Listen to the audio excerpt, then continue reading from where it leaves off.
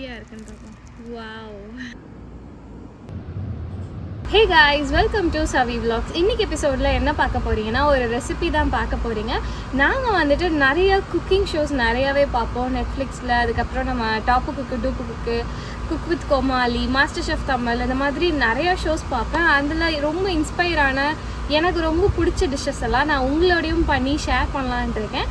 அந்த மாதிரி இன்றைக்கி நம்ம பண்ண போகிறது என்னன்னு சொல்லி பார்த்தீங்கன்னா, இப்போ ரீசெண்டாக வந்துட்டு ஸ்ட்ரீட் ஃபுட் சேலஞ்ச் வந்துட்டு குக் வித் கோமாளியில் நடந்துச்சு.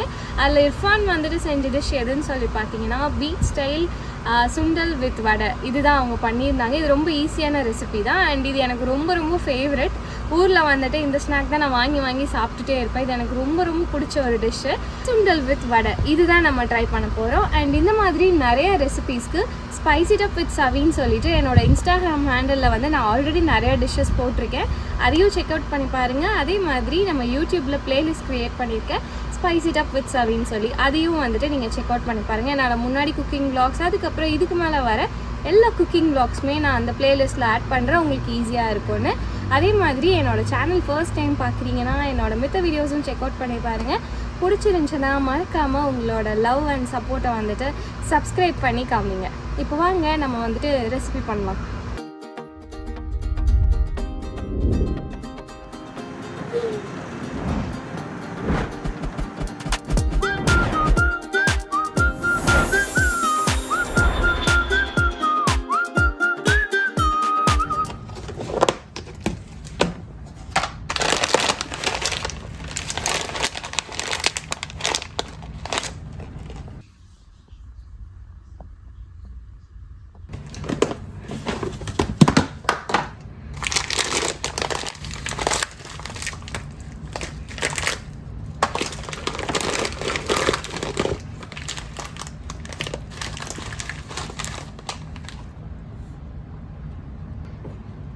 நம்ம வந்துட்டு வடை செய்கிறதுக்கு வந்து ஃபஸ்ட்டு ஒரு கப் எடுத்துக்கலாம். ஒரு கப்பில் வந்துட்டு கடலைப்பருப்பு எடுத்துக்க போகிறேன். ஒரு கப்பில் எடுத்திருக்கேன். இதை வந்துட்டு இப்போ நான் ஒரு 2 hours to 3 hours வந்துட்டு நல்லா தண்ணி ஊற்றி ஊற வைக்க போகிறேன். பருப்பு வந்து நல்லா வாஷ் பண்ணி எடுத்துக்கிட்டாச்சு. இப்போ வந்துட்டு தண்ணி ஊற்றி 2 மணி நேரம் ஊற வைக்கணும்னு சொன்னேன்ல, நான் வந்து எப்போவுமே இந்த மாதிரி ஹாட் வாட்டர் ஊற்றிடுவேன். ஸோ அது இன்னுமே வந்துட்டு சீக்கிரமாகவும் ஊறிடும், ரொம்ப சாஃப்டாகவும் வரும். இது 2 hours ஊறட்டும். இதுவும் வந்து அதே மாதிரி சுடு தண்ணி ஊற்றி தான் ஊற வச்சுருக்கேன். நம்ம நைட் ஊற வச்சோன்னா 8-10 hours நல்லா ஊறிடும். நான் நைட் ஊற வைக்க மறந்துட்டேன். ஸோ நான் காலையில் தான் ஊற வச்சேன். அதையும் அதே மாதிரி நல்லா வாஷ் பண்ணி சுடு தண்ணி ஊற்றி ஊற வச்சுருக்கேன். இப்போவே நல்லா ஊறிடுச்சு. ஆனால் இப்போ வந்துட்டு ஒரு 5-6 hours தான் ஆகுது. அதுக்குள்ளேயே இவ்வளோ சூப்பராக ஊறியிருக்கு. இன்னும் ஒரு 2-3 hours விட்டுட்டு நம்ம குக் பண்ண ஸ்டார்ட் பண்ணலாம். ஒரு 8 hours வந்துட்டு சூப்பராக சோக் ஆகிருக்கு. இப்போ இதை வந்து நம்ம குக்கரில் ட்ரான்ஸ்ஃபர் பண்ணி குக் பண்ண ஆரம்பிக்கலாம். நான் வந்துட்டு திருப்பி ஒருக்கா வந்து ஊற வச்சுருந்தது ஒரு மாதிரி இருந்ததுன்னு சொல்லி ஃபுல்லாக திருப்பி நல்லா வாஷ் பண்ணி வச்சுருக்கேன். இப்போ இது எல்லாத்தையுமே வந்துட்டு குக்கரில் வந்து சேர்த்துக்கலாம்.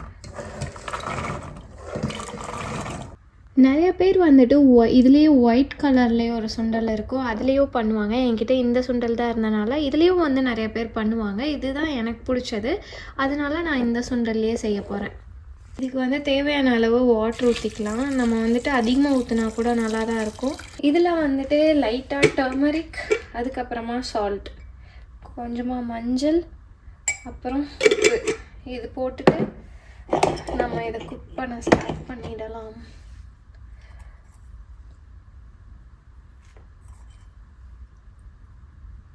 இப்போ இதை விசில் போட்டு குக் பண்ண ஆரம்பிக்கலாம். இப்போ வந்துட்டு ஒரு 8 to 10 விசில் வச்சு எடுக்கலாம். அப்போ நல்லா குக் ஆகிடும்.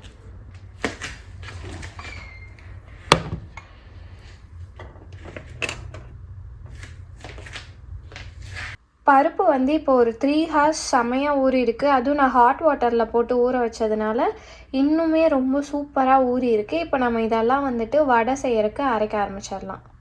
இப்போ வந்து அரைக்கிறதுக்கு வந்து இந்த மாதிரி ஒரு மிக்ஸி எடுத்துகிட்டு பருப்பில் வந்துட்டு ஃபஸ்ட்டு பாதி ஆட் பண்ணிக்கலாம்.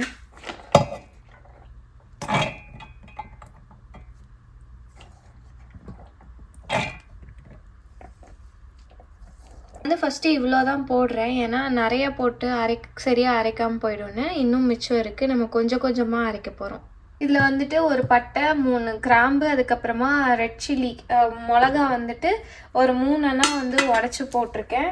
இதில் வந்துட்டு நம்ம கொஞ்சமாக வந்துட்டு சோம்பு ஆட் பண்ணிக்கலாம், கொஞ்சமாக சால்ட் போட்டு. இப்போ இதை ஃபஸ்ட் கொஞ்சம் பேஸ் மாதிரி அரைச்சிட்டு மிச்ச பருப்பெல்லாம் கொஞ்சம் கொஞ்சமாக ஆட் பண்ணலாம். இது வந்து நான் பல்ஸ் மோடில் தான் வந்து அரைக்க போகிறேன்.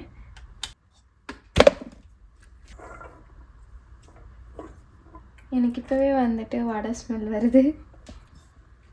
இப்போ வந்துட்டு நல்லா ஃபைனாக நம்ம அரைச்சிக்கலாம். இது நம்ம நல்லா ஊறி இருக்கிறதுனால அதுலேயே தண்ணி இருக்கும், ஸோ நம்ம எக்ஸ்ட்ரா தண்ணி ஆட் பண்ண தேவையில்லை. நம்ம வந்துட்டு ஓரளவுக்கு அரைச்சிட்டோம். உள்ளே பார்த்தீங்கன்னா நல்லா இதாகிருக்கு, சில பருப்பு மட்டும் இருக்குது, பட் அது இருந்தால் தான் நல்லாயிருக்கும். நான் ஆல்ரெடி வந்துட்டு கொஞ்சமும் எடுத்து வச்சுருக்கேன். இந்த மாதிரி கொஞ்சம் எடுத்து வச்சோன்னா வந்துட்டு நமக்கு சூப்பராக இருக்கும். இங்கே பாருங்கள் எவ்வளோ சூப்பராக வந்து அரைஞ்சிருக்குன்னு. இப்போ வந்து இது டேஸ்ட் பண்ணி பார்த்தேன், லைட்டாக வந்துட்டு உப்பு பத்தலை, அதனால் இப்போது எக்ஸ்ட்ரா உப்பு ஆட் பண்ண போகிறேன். வெங்காயம் வந்துட்டு இந்த மாதிரி குட்டி குட்டியாக வெட்டி வச்சுருக்கேன், அதையும் ஆட் பண்ணிவிட்டு, இஞ்சி பூண்டு வந்துட்டு ரொம்ப குட்டியாக வந்துட்டு அதையும் கட் பண்ணி வச்சுருக்கேன், அதையும் ஆட் பண்ணிக்கலாம். வெங்காயம் வந்துட்டு ஆட் பண்ணிவிட்டு எல்லாத்தையும் இப்போ மிக்ஸ் பண்ணிடலாம். கருவேப்பிலை வந்து இந்த மாதிரி கொஞ்சமாக வந்து குட்டி குட்டியாக சாப் பண்ணியிருக்கேன், அதை ஆட் பண்ணிவிட்டு மல்லியும் வந்துட்டு இந்த மாதிரி குட்டி குட்டியாக ஆட் பண்ணிவிட்டு இப்போ எல்லாத்தையும் மிக்ஸ் பண்ணிட்டோன்னா முடிஞ்சிச்சு. இப்போ நம்ம வந்து வடையோட பேட்டர் வந்துட்டு சூப்பராக ரெடியாக இருக்குது. இப்போ நான் வந்துட்டு ஒரு சின்ன வடைச்சட்டி எடுத்து அதில் ஆயில் ஊற்றி ரெடி பண்ண போகிறேன். வந்துட்டு இப்போ 9 விசில் அடிச்சிருச்சு. இப்போ லாஸ்ட் ஒரு விசில் வந்துட்டு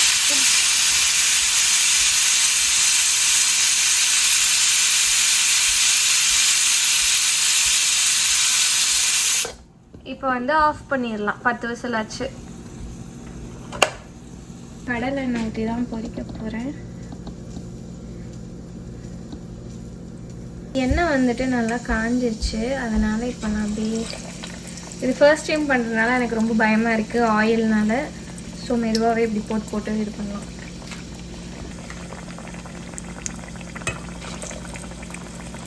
வாவ், வேறு லெவலில் வந்துட்டுருக்கு. எனக்கு வந்து என்னை நினச்சா எனக்கே செம பெருமையாக இருக்குது. இது இவ்வளோ ஈஸின்னு எனக்கு இவ்வளோ வருஷம் தெரியவே இல்லை. செம ஜாலியாக இருக்குது, எவ்வளோ சூப்பராக வந்துட்டுருக்கு பாருங்கள். ஃபஸ்ட்டு வந்துட்டு எனக்கு ஷேப்பு சைஸ் எல்லாம் கொஞ்சம் டவுட்டாக இருந்தது. அதுக்கப்புறம் குட்டி குட்டியாக எடுத்து போடும்போது பர்ஃபெக்ட் சைஸில் வந்திருக்கு, சூப்பராக இருக்குது. இப்போ டேஸ்ட் பண்ணி எப்படி இருக்குன்னு பார்ப்போம். ஃபைனலாக எப்படி வருதுன்னு பார்த்துட்டு நம்ம பார்ப்போம்.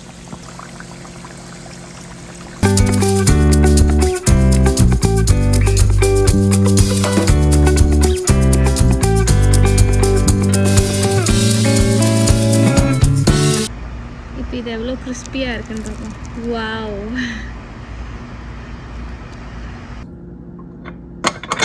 இப்போ வந்துட்டு நம்ம சுண்டல் நல்லா விசில் இறங்கிருச்சு, சூப்பராக குக் ஆகிடுச்சு.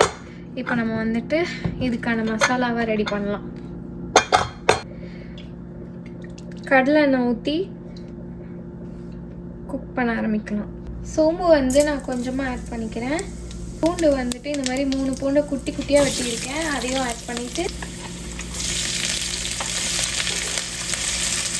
கருவேப்பிலை வந்து கொஞ்சமாக ஆட் பண்ணிவிட்டு, அதுக்கப்புறமா தக்காளி வந்து ஒரே ஒரு தக்காளி குட்டி குட்டியாக கட் பண்ணி வச்சுருக்கேன், அதை நெக்ஸ்ட் ஆட் பண்ணிக்கலாம்.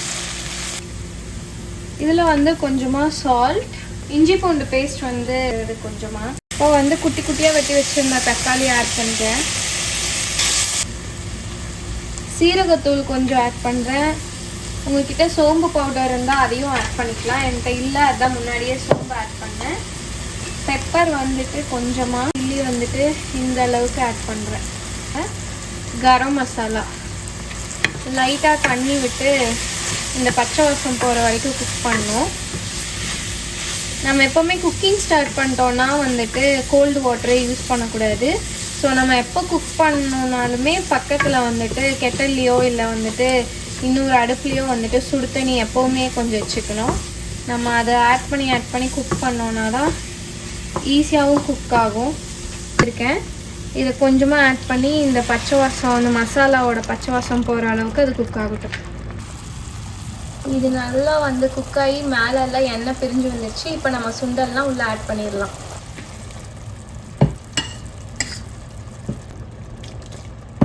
நமக்கு இன்னும் சூப்பராக வரணும்னா இந்த மாதிரி மிச்சத்தை வந்து மிக்சியில் போட்டுட்டு ஒரு பேஸ்ட் மாதிரி அரைச்சி ஊற்றினோன்னா இன்னும் சூப்பராக வரும். உங்களுக்கு டைம் இல்லைன்னா அப்படியே ஆட் பண்ணிக்கோங்க, இல்லை அப்படின்னா இந்த மாதிரிலாம் பண்ணி ஜாலியாக சாப்பிடுங்க. அதே மாதிரி இந்த தண்ணி இருக்குல்ல, இந்த தண்ணியை வந்துட்டு நம்ம அதுக்குள்ளேயே ஆட் பண்ணிக்கலாம். ஏன்னா இப்போ கொஞ்ச நேரத்தில் அது ஃபுல்லாக கெட்டி ஆகிடும். அப்போ அதில் ஆட் பண்ணிக்கலாம். இப்போ இதை அரைச்சிட்டு உள்ளே ஆட் பண்ணிடலாம். ஆஹா, உங்களுக்கு வேணும்னா இதை நல்லா நசுக்கி ஆட் பண்ணிக்கலாம், மேஷ் பண்ணி. இதில் வந்து கொஞ்சம் மேஷ் பண்ணியிருக்கு, கொஞ்சம் மேஷ் பண்ணலை. இப்போ நம்ம அரைச்சது எவ்வளோ திக் பேஸ்ட்டாக எவ்வளோ சூப்பராக வந்திருக்குன்னு பாருங்கள். இப்போ இதை நம்ம எடுத்து நம்ம இதில் ஆட் பண்ணிடலாம். நம்ம வந்துட்டு மேலே வந்துட்டு சீவி ஆனியன்ஸ், கொரியாண்ட்ரு இதெல்லாம் போடும்போது இதுவும் போட்டோம்னா வேறு லெவலில் இருக்கும். இது வந்துட்டு இப்போ நான் சொரவி மேலே அதையும் வந்து லாஸ்ட்டாக ஆட் பண்ணிக்க போகிறேன். இப்போ வந்து கொரியாண்டர் போட்டுட்டு முடிச்சிடலாம். இப்போ சூப்பராக ரெடி ஆகிடுச்சு. நம்ம அந்த பேஸ்ட் போட்டதுனால எவ்வளோ திக்காக ரெடி ஆகிருக்குன்னு உங்களுக்கு காட்டுறேன் பாருங்கள்.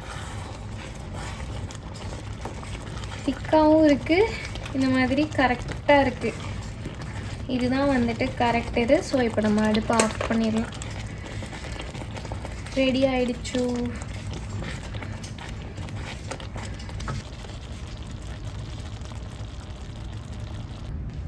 நம்ம ஸ்ட்ரீட் ஸ்டைலில் எப்படி தருவாங்களோ அதே மாதிரி இந்த மாதிரி ஒரு தட்டு எடுத்து இதில் தான் நான் இன்றைக்கி பண்ண போகிறேன். ரெடி ஆகிடுச்சு. இப்போ பிளேட்டிங் பண்ணலாம்.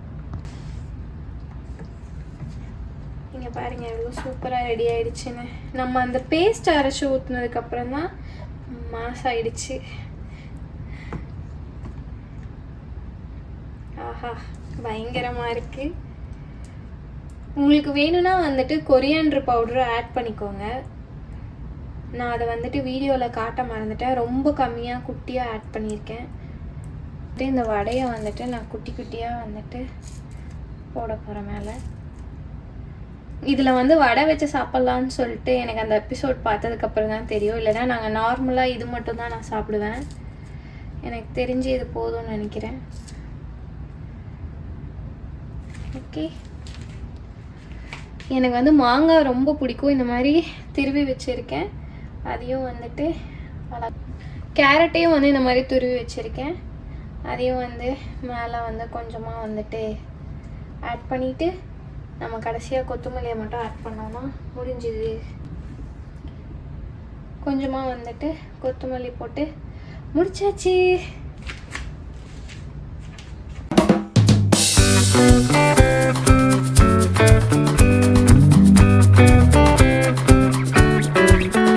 சூப்பரான பீச் ஸ்டைல் சுண்டல் ரெடி ஆயிடுச்சு. வேறு லெவல் எக்ஸைட்டிங்காக இருக்கேன். இப்போ டேஸ்ட் பண்ணி எப்படி இருக்குன்னு பார்க்கலாம். இது நான் சாப்பிட்டு ரொம்ப நாள் ஆச்சு. இப்போ நம்ம டேஸ்ட் பண்ணி எப்படி இருக்குன்னு பார்க்கலாம். செம்ம சூடாக இருக்குது.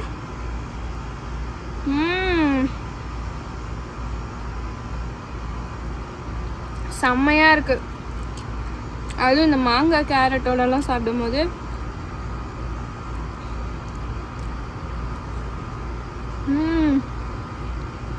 வாவ், சூப்பராக இருக்குது. இப்போ நம்ம வடையோட ட்ரை பண்ணுவோம். இதுதான் நான் ஃபர்ஸ்ட் டைம் ட்ரை பண்ண போகிறேன் இதோட.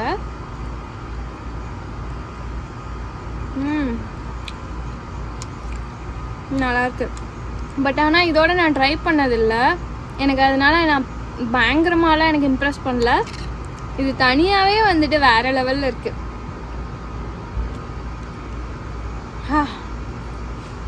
எவ்வளோ நாளாச்சு இப்படி சாப்பிட்டு. நீங்களும் மறக்காமல் ட்ரை பண்ணி எப்படி இருக்குன்னு சொல்லுங்கள். இது வந்துட்டு நெக்ஸ்ட் டே. நேற்று வந்துட்டு கொஞ்சம் மிச்சம் இருந்தது, நான் ஃப்ரிட்ஜில் ஸ்டோர் பண்ணிட்டேன். ஸோ கொஞ்சம் கெட்டி ஆயிடுச்சு. இப்போ நான் ஹாட் வாட்டர் வச்சிட்டேன், அதுவும் ரெடி ஆகிடுச்சு. இப்போ நம்ம லைட்டாக இதில் மிக்ஸ் பண்ணி நம்ம இன்னொரு ரெசிபி இதை வச்சே பண்ண போகிறோம். இப்போ வந்து கொஞ்சமாக சுடு தண்ணி ஆட் பண்ணி இது கொஞ்சம் குழம்பு கன்சிஸ்டன்சி கொண்டு வந்துட்டு நம்ம பேல்பூரி செய்ய போகிறோம். இப்போ வந்து நான் தண்ணி ஊற்றி நல்லா மிக்ஸ் பண்ணிட்டேன். இது கொஞ்சமே இன்னும் கெட்டி ஆகும். இப்போ நம்ம சால்ட் செக் பண்ணிவிட்டு சால்ட் வேணுன்னா ஆட் பண்ணிக்கோங்க. இது ஒரு 5 மினிட்ஸ் வந்துட்டு நல்லா செட் ஆனதுக்கப்புறமா நம்ம பேல்பூரி ப்ரிப்பேர் பண்ணலாம். பரோட்டா ரெடி ஆகிடுச்சு. இதில் கொஞ்சமாக கட் பண்ணி வச்சுருக்க ஆனியன் போட்டு மிக்ஸ் பண்ண போகிறேன். ஆனியன் வந்து போட்டுட்டேன். இப்போ வந்து லைட்டாக கேரட் அண்டு மாங்காவையும் வந்து நான் திருவி போட போகிறேன் மேலால். இப்போ மேலே வந்துட்டு எல்லாத்தையும் துருவி போட்டாச்சு. இப்போ மிக்ஸ் பண்ணிவிட்டு சாப்பிட்ற வேண்டிதான்.